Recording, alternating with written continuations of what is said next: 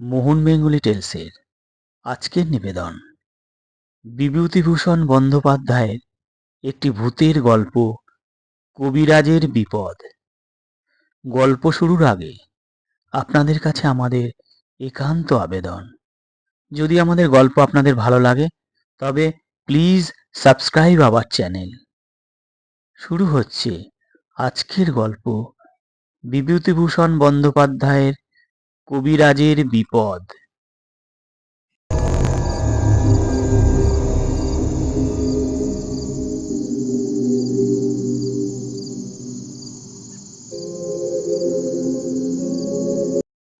চন্দ্রনাথবাবু কবিরাজ এবং শিশির সেন তরুণ ডাক্তার। রামদাসের ছোট্ট বাজার, পূর্ববঙ্গ থেকে আগত উদ্বাস্তু ডাক্তার, কবিরাজ, হোমিওপ্যাথে ভর্তি হয়ে গিয়েছে। রোগীর চেয়ে ডাক্তারের সংখ্যা বেশি, তবে দেশটায় রোগবালাই নিতান্ত কম নয়। তাই সবাই দুমুঠো ভাতের জোগাড় করতে পারত কোনো রকমে।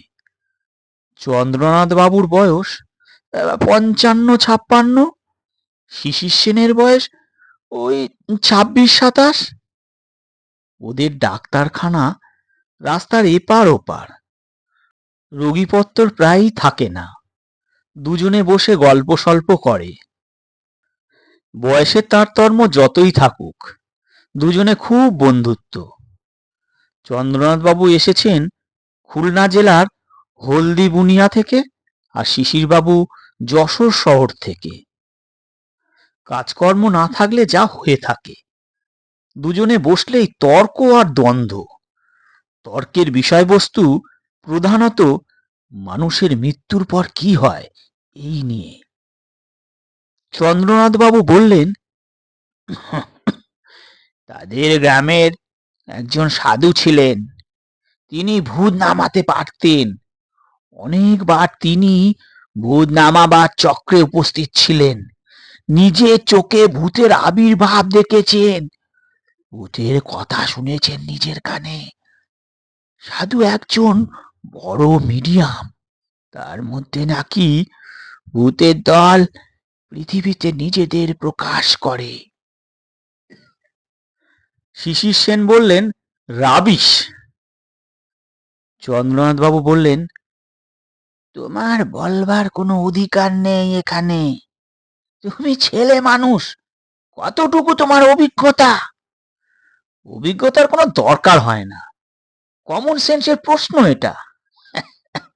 কাকে বলছো কমন সেন্স? মানুষ মরে গেলে বেঁচে থাকে না, কমন সেন্স। মরা মানেই না বাঁচা। মরা মানে বৃহত্তর জীবনের মধ্যে প্রবেশ করা। মরা মানেই না বাঁচা। মরা মানেই জীবনটা বড় করে পাওয়া। একদম বাজে। দুপাতা সায়েন্স পড়ে ভাবছো খুব সায়েন্স শিখে ফেলেছো, আসলে সায়েন্সের কিছুই জানো না, শেখোনি। বৈশাখ মাসের শেষ সপ্তাহ। এবছরের মতো এমন গরম এখানকার বৃদ্ধ লোকেরাও সে কোনোদিন দেখেনি। শিশির সেন বেলা ৫:৩০টার সময় এসে ডাক্তারখানা খুললেন। না, টিনের বারান্দা তেতে আগুন হয়েছে, এখনো ঘরের ভেতরে বসা সম্ভব নয়। সামনে পানের দোকানিকে বললেন, রাস্তাটা একটু জল ছিটিয়ে দিও অভয়, এক্ষুনি লরি গেলে ধুলোয় চারিদিক অন্ধকার করে দেবে। ও কবরেজ মশাই, কি বাইরে আসুন না। যাই। কতক্ষণ এলেন? আমি আজ বাসায় যাইনি, দুপুরে এখানেই শুয়েছিলাম। খেলেন কোথায়? রামজীবন তরফদারের স্ত্রী শ্রাদ্ধ লেগে গেছে আজ কিনা, নেমন্তন্ন ছিল। আসুন আমার বারান্দায়, চা খাবেন? না মশাই, না, এই গরমে চা, দুপুরে লুচি ঠেসে, গলদা ঘিয়ের তো, নইলে আর কোথায় পাচ্ছ গাওয়া ঘি? না মশাই, ও নেমন্তন্ন না খেয়ে ভালোই করেছি। খেলে অম্বল, না হয় পেটের অসুখ, আর এই গরমে।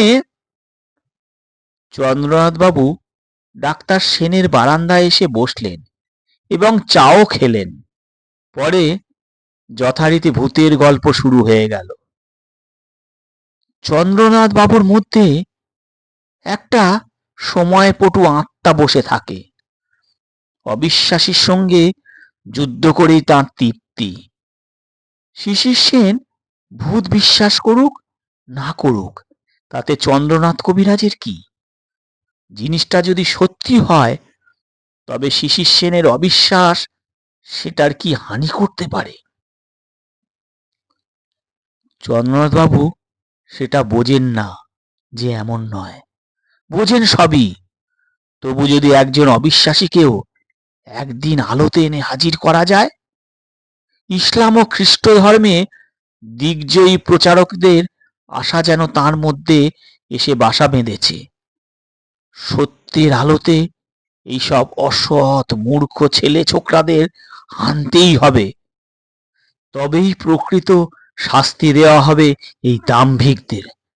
স্বার্থবাদী ছোকরা, দাম্ভিকের দল, দুপাতা সায়েন্স পড়ে সব শিখে ফেলেছে। চন্দ্রনাথ বাবু জানতেন না শিশির সেনের মতো ছোকরা তার সম্বন্ধে কি মনে করে। ওরা আড়ালে মুখ টিপে হেসে বলে, বুড়ো একদম সেকেলে, কুসংস্কারে ভরা, ইংরেজি তো তেমন জানে না, কবরেজি করতো, সংস্কৃত জানে একটু আধটু, দৃষ্টিভঙ্গি একেবারে ঊনবিংশ শতাব্দীর। কি করি, মেশবার কোনো লোক নেই এইসব জায়গায়, কার সঙ্গে দুটো কথা বলি, নইলে ওই বুড়ো হাবড়ার সঙ্গে বন্ধুত্ব আমার রাম। একটু পরে হঠাৎ পশ্চিম দিগন্তে অন্ধকার করে একখানা বড় কালো মেঘ উঠল এবং কিছুক্ষণ পরে কালবৈশাখী ঝড় শুরু হয়ে গেল।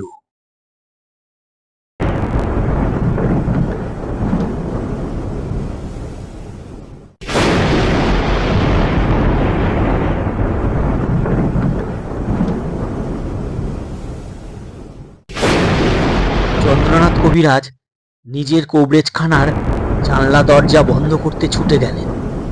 ধুলোয় চারিদিক অন্ধকার হয়ে উঠল। বড় বড় ফোঁটায় বৃষ্টি পড়তে লাগলো, কিন্তু বৃষ্টি বেশি হলো না, ঝড়টাই হলো বেশি। ডাক্তারখানার সামনের অশ্বত্থ গাছে একটা ডাল ভেঙে উড়ে এসে পড়ল শিশির সেনের ডাক্তারখানার দরজার সামনে। বৃষ্টি ভেজা সোঁদা মাটির গন্ধ বেরোবার সঙ্গে সঙ্গে বাতাস ঠান্ডা, গরম একদম কমে গেল। চন্দ্রনাথ বললেন, আহ, আচ্ছা গেল, শরীর জুড়িয়ে গেল যেন। কতদিন পরে একটু বৃষ্টি পড়ল, আজ মাটি ঠান্ডা হয়ে গেল। চা খাবেন একটু? তা হলে মন্দ হয় না, আনাও আর একটু। এই সময় বৃষ্টিটা বেশ জোরেই এলো, বর্ষাকালের বৃষ্টির মতো। চন্দ্রনাথ কবিরাজের কবরেজখানার খড়ের চালে ছাঁচ বেয়ে অবিরল ধারে জল গড়িয়ে পড়তে লাগল। রাস্তায় জল জমে উঠল। আধ ঘন্টার ভেতর বেশ বৃষ্টি হলো। মুষলধারে না হলেও এই বছরের পক্ষে মন্দ নয়। চন্দ্রনাথ বাবু বললেন, কই, তোমার চা কোথায় গেল হে? নবীন তো গিয়েছে, বৃষ্টিতে আটকে পড়ল রামুর দোকানে। ছাতি আছে আপনার? না, তবে আর কি হবে, বসুন, জল ছেড়ে যাক। আপনার ভুতুড়ে আলোচনা আরম্ভ করুন না। না, কেন, আজ এত বিরাগ কেন? আজই বরং ঠান্ডা বাদলার সন্ধে, এ কথা জমবে ভালো। না হে, তোমরা অবিশ্বাস করো, হাসাহাসি করো, গভীর সত্যকে এভাবে বেনবনে ছড়াতে নেই। আপনার কথার প্রতিবাদ করতে বাধ্য হচ্ছি, অন্তত দুঃখের সঙ্গে। গভীর সত্য কাকে বলছেন আপনি? মানুষের জীবন ও মৃত্যু অদ্ভুত রহস্যময়। গভীর রহস্য দিয়ে ঘেরা আমাদের এই জীবন। মানুষ মরে না, ভগবান অনন্ত করুণার আকার। এই হলো গভীর সত্য। আরো সংক্ষেপে শুনতে চাও? মানুষ অমর। শিশির সেন হেসে বলে উঠলেন,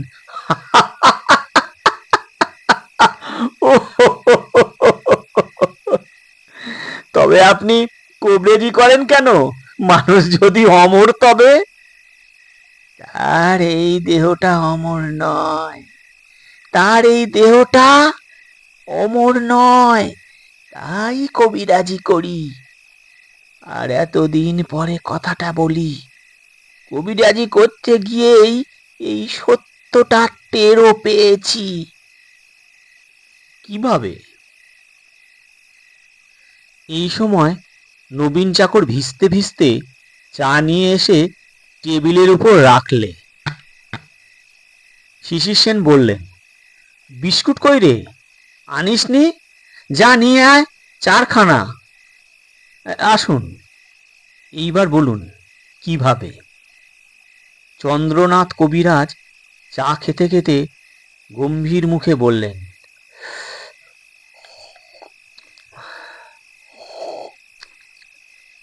না, ওসব নিয়ে ঠাট্টা নয়, বাদ দাও। না না, রাগ করবেন না।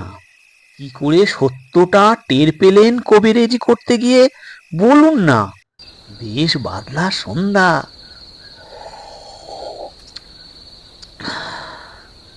না, আমি বলবো না। ঠাট্টার ব্যাপার নয় এটা। তোমরা হাসবে। আমি ভেবেছ আমার জীবনের অত বড় একটা অভিজ্ঞতা। আমি কবে আপনাকে ঠাট্টা করেছি এই নিয়ে? সত্যি বলুন। চন্দ্রনাথ কবিরাজের মনটা যেন একটু নরম হয়ে এলো। তিনি চা খেতে খেতে শুরু করলেন নিম্নের গল্পটি।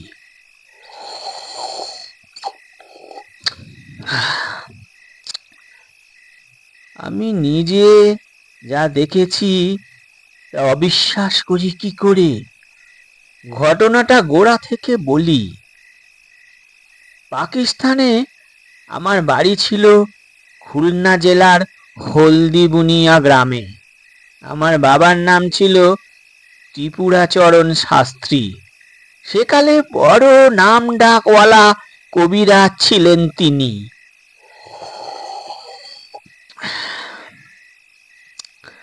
বাবা বড় কবিরাজ ছিলেন, তার পসার পেলাম আমি। বাবা তখন বেঁচে আছেন, তবে কাজকর্ম করেন না। ইদানিং পক্ষাঘাত রোগে একদিকের অঙ্গ অবিচল হয়ে গিয়ে শয্যাগত ছিলেন একেবারে।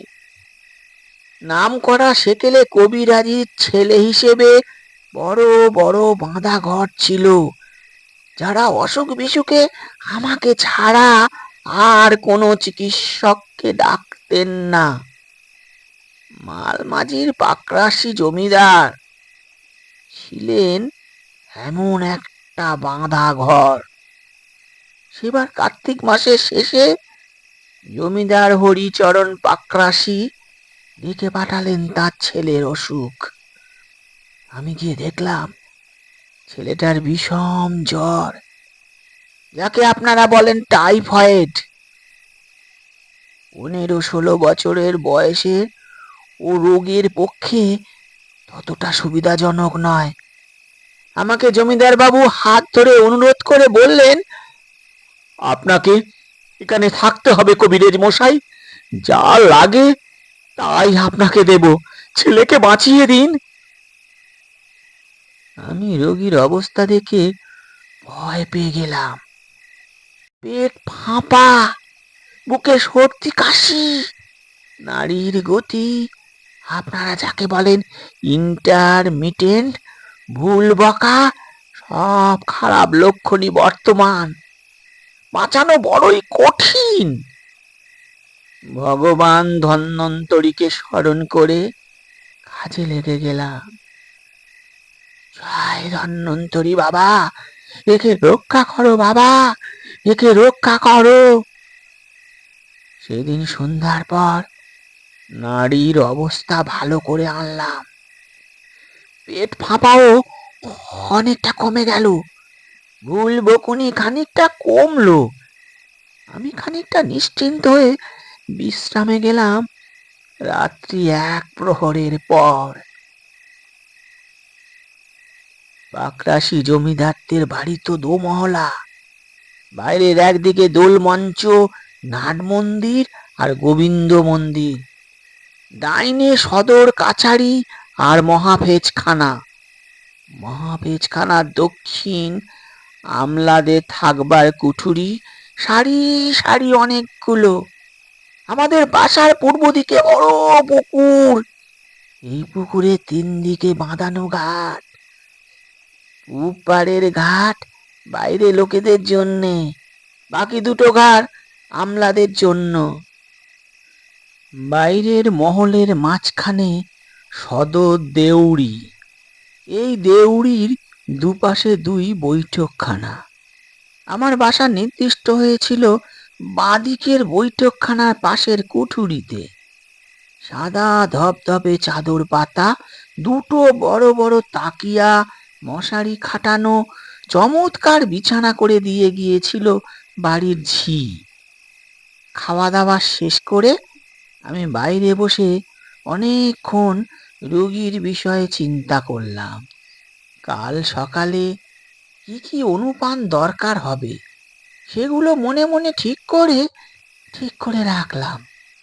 তারপর এসে শুয়ে পড়তে যাব, এমন সময় দেখি জ্যোৎস্নালোকিত মাঠ দিয়ে কি একজন এই সাদা কাপড় পরা স্ত্রীলোক এদিকে আসছে। রাত তখন অনেক।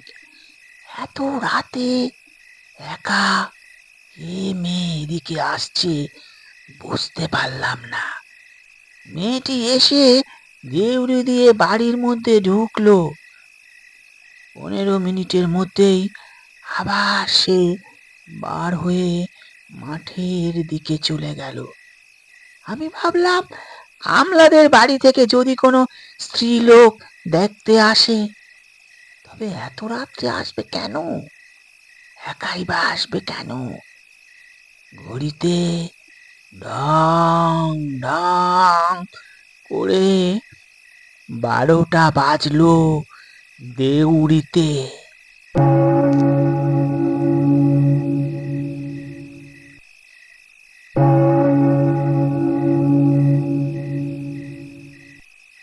এমন সময় বাড়ির ভেতর থেকে আমার ডাক এলো, রোগীর অবস্থা খারাপ, শিগগিরই যেন যাই। তাড়াতাড়ি ছুটে এলাম রোগীর শয্যার পাশে। সত্যি রোগীর অবস্থা এত খারাপ হলো কি করে?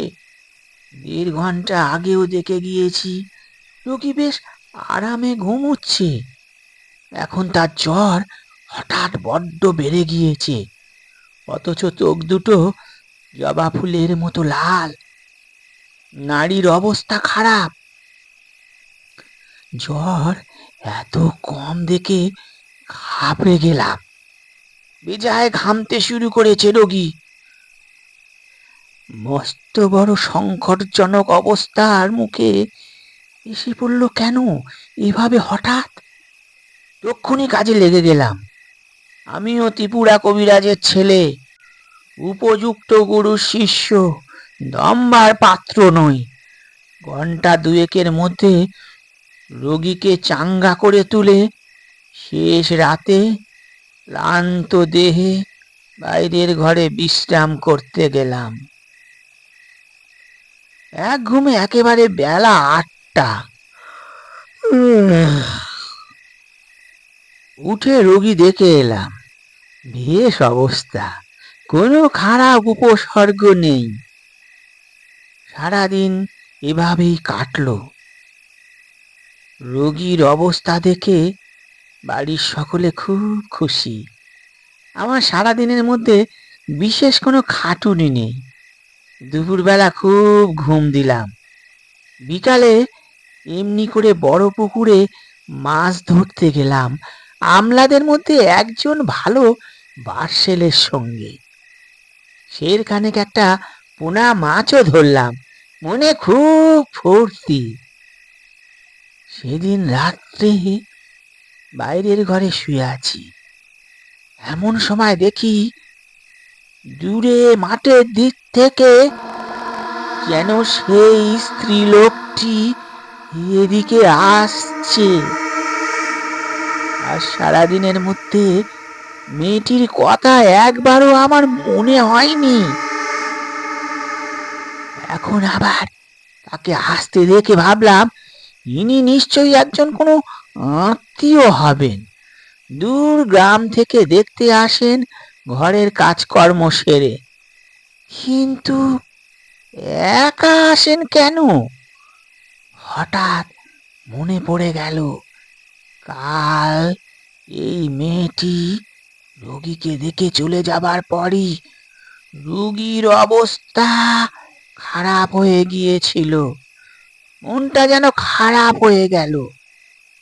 মেয়েটি দেউড়ি দিয়ে বাড়ির মধ্যে ঢুকলো দেখে আমার বুকের মধ্যে টিপ টিপ করতে লাগলো।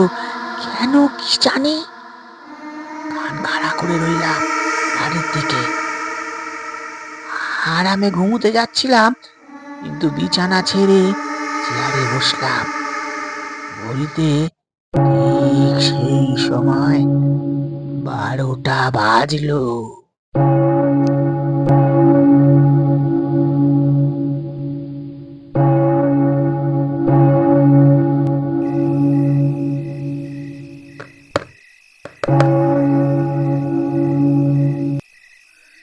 হঠাৎ দরজার কাছে কি শব্দ হলো। মুখ তুলে দেখি সেই স্ত্রীলোকটি একেবারে আমার ঘরের মধ্যে এসে দাঁড়িয়েছেন। বেশ সুন্দরী, ধপধপে শাড়ি পরা, 40-এর মধ্যে বয়স, কপালে সিঁদুর। আমার মুখ দিয়ে কোনো কথা বেরুবার আগেই তিনি আমার দিকে আঙুল বাড়িয়ে হুকুমের সুরে বলতে আরম্ভ করলেন, রনো, তুমি এই ছেলেকে বাঁচাতে পারবে না, তুমি বাড়ি যাও। আমার মুখে দিয়ে অতি কষ্টে বেরুলো, কেন কেন মা, আপনি কে? আমার শরীর যেন কেমন ঝিমঝিম করে উঠল, সমস্ত ঘরটা যেন ঘুরছে। কেন এমন হলো হঠাৎ কি জানি। এক দৃষ্টে আমার দিকে চেয়ে বললেন, শোনো, আগুন নিয়ে খেলা করো না, একে আমি নিয়ে যাব। এ আমার ছেলে, ওর বাবা আবার বিয়ে করেছেন। আমার মৃত্যুর পর সৎমা ওকে দেখতে পারে না, বহু অপমান হেনস্থা করে, আমি সব দেখতে পাই। আমার স্বামী অনেক কথা জানে না, কিন্তু আমি সব জানি। আমি আমার ছেলেকে নিশ্চয়ই নিয়ে যাব, কাল রাত্রেই নিয়ে যেতাম, তোমার জন্যে পারিনি। তুমি চলে যাও এখান থেকে, ওকে বাঁচাতে পারবে না। আমার সাহস ফিরে এলো, হাত জোড়ো করে বললাম, মা, আমি বৈদ্য, আমার ধর্ম প্রাণ বাঁচানো, আমার ধর্ম থেকে আমি বিচ্যুত হব না কখনোই। আমার প্রাণ চায় সেও শিকার। একটা প্রস্তাব আমি করি মা, জমিদার বাবুকে সব খুলে বলি, অসুখ সারাবার পরে তিনি ছেলেকে যাতে কোনো ভালো স্কুলের বোর্ডিং এ রেখে দেন, এ ব্যবস্থা আমি করব। এ যাত্রায় এ যাত্রায় আপনি ওকে নিয়ে যাবেন না। যদি আবার ওর ওপর অত্যাচার হতে থাকে তখন নিয়ে যাবেন, আর আমি আসবো না। দয়া করুন জমিদার বাবুকে তিনি বড় ভালো মানুষ, তিনি বড় ভালোবাসেন এই ছেলেকে। তিনি বললেন, বেশ, তাই হবে। তবে যদি কোনো ভালো ব্যবস্থা না হয়, তবে এবার আমি ওকে নিয়ে যাবই, মনে থাকে যেন। তখনই তখনই যেন সেই মূর্তি মিলিয়ে গেল। সঙ্গে সঙ্গে আমার ডাক এলো অন্দর থেকে, রুগীর অবস্থা খারাপ। আমি তখনই ছুটে গেলাম। কাল যেমন অবস্থা ছিল, আজও ঠিক তাই, বরং একটু বেশি খারাপ। ভোর পর্যন্ত পরিশ্রম করতে হলো রোগীকে চাঙ্গা করতে। সকালবেলা বাইরে যাওয়ার আগে জমিদার বাবুকে আমি নিভৃতে ডেকে বললাম, কিছু মনে করবেন না জমিদার বাবু, আপনি এই ছেলেটিকে বাঁচাতে চান তো? জমিদার বাবু অবাক হয়ে বললেন, তার মানে?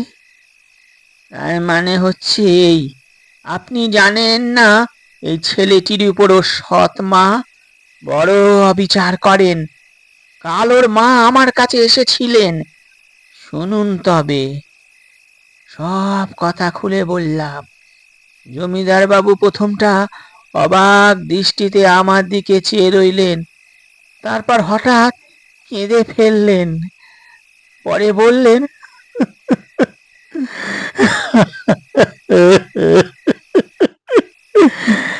আমি কিছুই জানি না, আমি কিছু জানি না। বেশ, এবারও বেঁচে উঠুক, এর ব্যবস্থা আমি করব। আপনাকে আমি কথা দিলাম, ও সেরে উঠুক। জানুয়ারি মাস থেকে যশোর জেলা স্কুলের বোর্ডিংয়ে ওকে আমি রাখবো।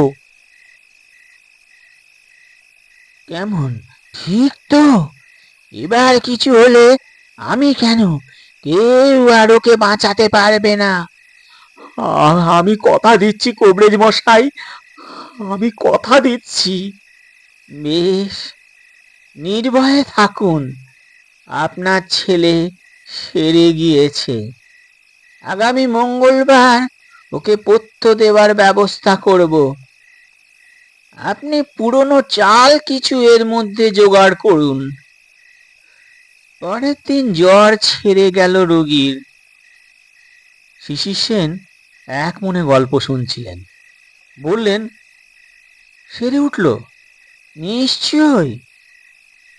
আর কোনোদিন দেখেছিলেন তার মাকে? কোনো দিনের জন্য নয়, কোনো দিনও না। সে ছেলে এখন কলকাতায় থাকে, কিসের ভালো ব্যবসা করে শুনেছি। জমিদার বাবু মারা গিয়েছেন। চললুম আমি। বৃষ্টি থেমেছে, ঘরে আলো জ্বালিয়ে চন্দ্রনাথ কবিরাজ উঠে গেলেন। শেষ হলো মোহন বেঙ্গলি টেলসের আজকের নিবেদন।